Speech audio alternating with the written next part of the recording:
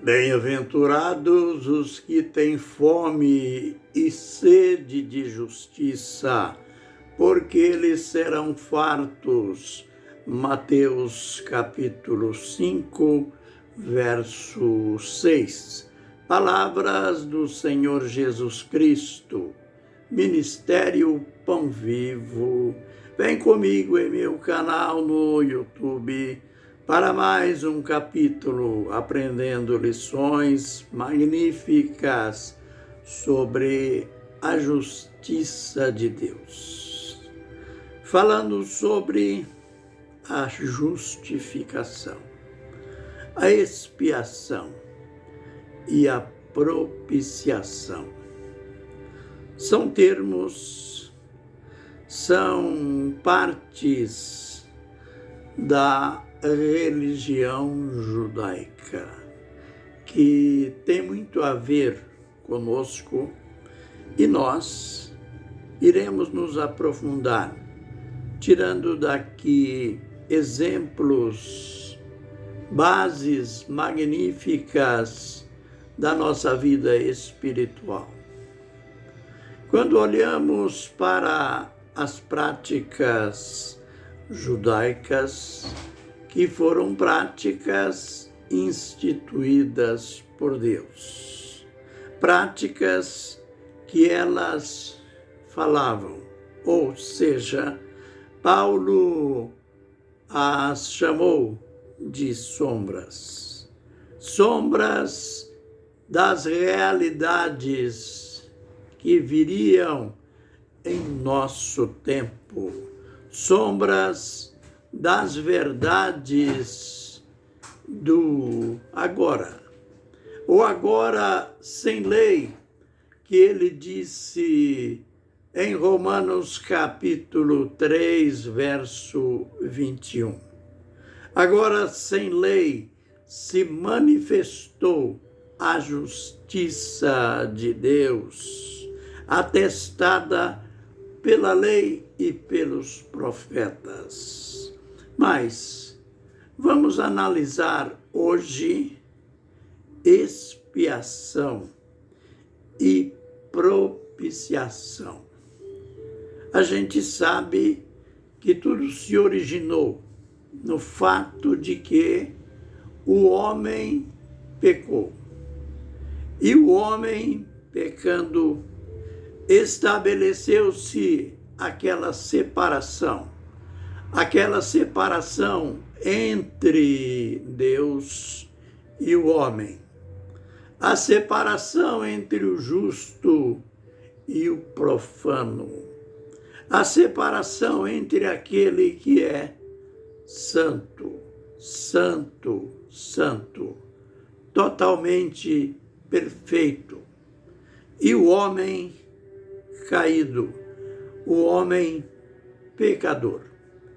Mas nem por isso Deus abandonou o homem caído. Deus tinha as suas provisões. Ele usou os meios do sacrifício. A princípio, o sacrifício de animais, pois este sacrifício teria que ser de alguém inocente, de alguém sem culpa. Mas onde encontrar esse alguém perfeito, esse alguém sem culpa? Não havia ninguém dentro da raça humana que não estivesse maculado com o pecado, com a queda de Adão. Então, a princípio, Deus usou os animais, o sacrifício de animais, sabendo-se que tudo isso foi temporário. Este sacrifício de animais inocentes, já prenunciava alguém que viria totalmente perfeito. E a gente já antecipadamente anuncia. Seria, então, o próprio Deus. Mas aí havia uma incógnita. Os animais tinham sangue. Deus não tinha sangue, pois lá em Gênesis capítulo 1 mostra que Deus é Espírito. Lá no diálogo de Jesus com a mulher samaritana, ele mesmo descreveu a natureza de Deus, dizendo para ela: Deus é Espírito, e importa que os verdadeiros adoradores o adorem em espírito e em verdade. Mas como? Como então satisfazer a justiça de Deus? Ela só seria satisfeita com sangue. Lá em Hebreus existe a regra máxima, Hebreus 9, 22. Sem derramamento de sangue não há remissão de pecados. E então a gente, passo a passo, veremos como Deus resolveu este impasse, começando com o sacrifício de animais.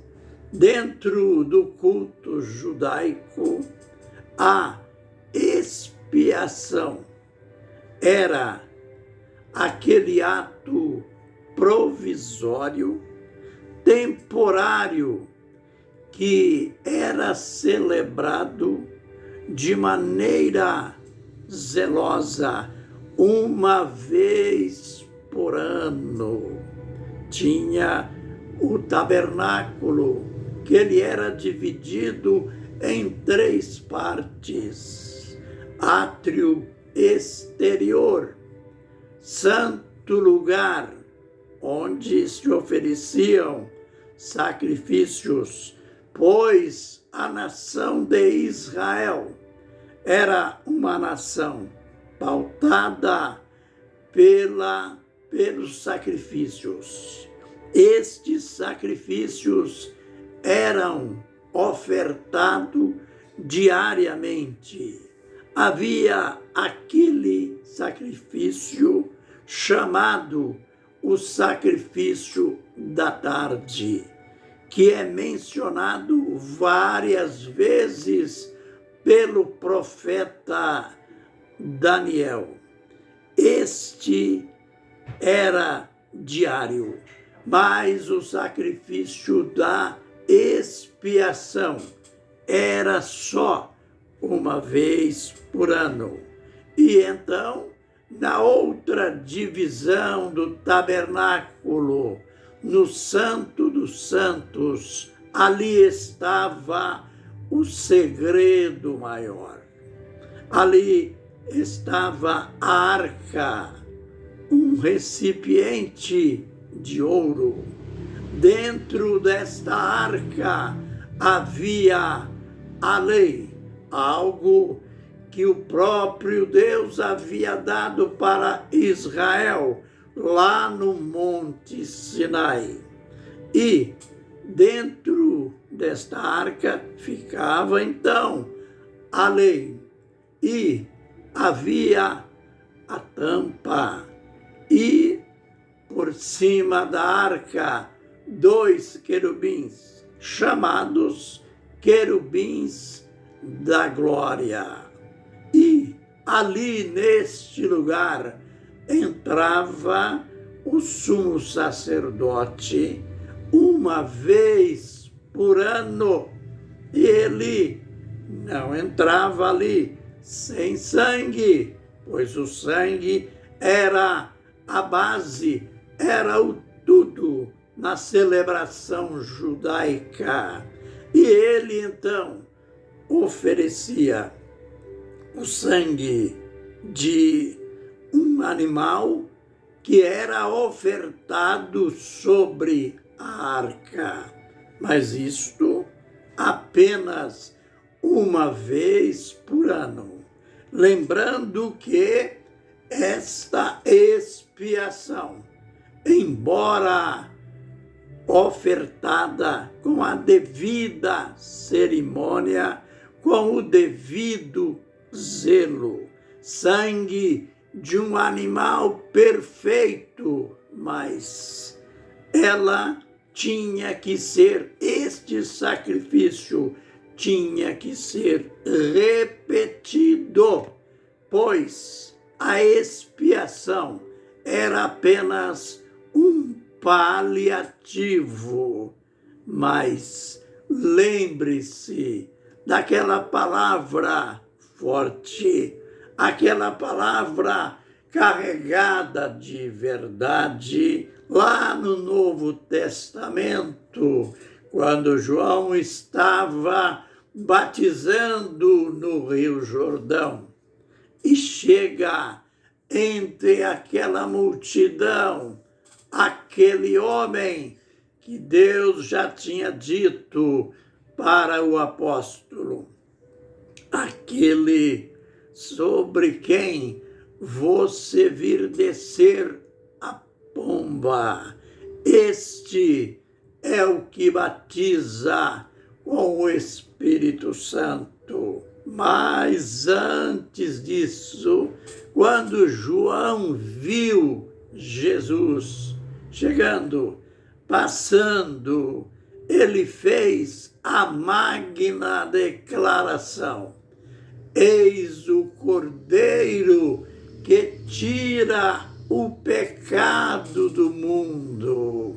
Agora sim, agora não era apenas cobrir o pecado do povo, não era apenas um sacrifício paliativo, mas era a solução total que seria organizada, aliás, inaugurada através de Jesus.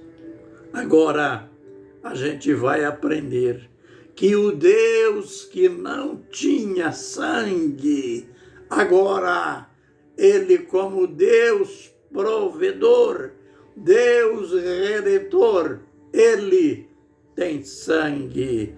Por isso, a declaração: eis o Cordeiro de Deus que tira o pecado do mundo. Nos vídeos posteriores, nos inteiraremos muito mais destas verdades. Fiquem na bênção e na graça do Senhor. Amém e amém.